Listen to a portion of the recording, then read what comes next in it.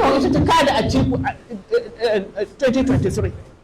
To yanzu waɗanda suka yi wannan makircin sun sake fitowa, su ne ɗin dai a farraka kan fati, a ɓata kuri'a.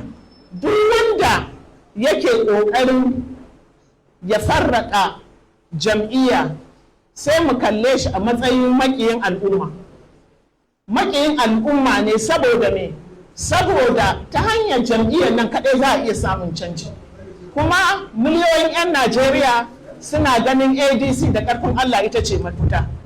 To amma idan ya zamana cewa daga cikin ADC ana ƙoƙari a ci zarafin wani, misali in ka ɗauke ni ba takara zan yi ba wani abu nake nema ba, illa iyaka ci gaban al'umma.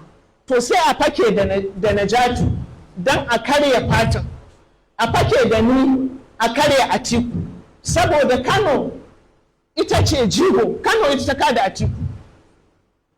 Kano ita ta kada Atiku 2023. To yanzu waɗanda suka yi wannan makircin sun sake fitowa, su ne ɗin dai a farraka kan fati, a ɓata kuri'a, a raunana zukatan masu kaɗa kuri'a.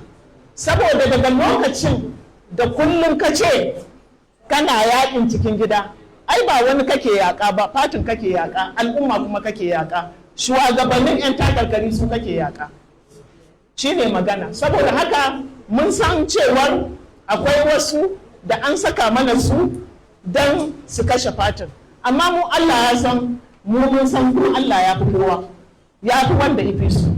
So ni roƙon kawai da nake a nan shine abin da na faɗa a cikin a turanci, kada wani ya ɗauka a'a shi bai ci galaba ba, a'a an murkushe shi, a'a ko mu mun samu nasara. Duk ba haka a nan take ba. Nasara tana cikin haɗa kai.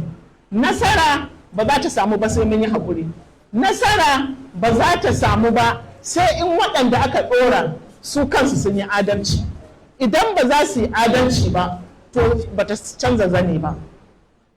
Kuma duk abin da za a yi ya zama na cewar an dubi dokokin da suka rike mana fati. Duk abin da za a yi in ba za a bi doka ba, to fa ba za a samu nasara ba. So da wannan ɗan ƙaramin jawabin nake fatan dai za ku ɗan gane abin da na faɗa a turanci. DCL Hausa.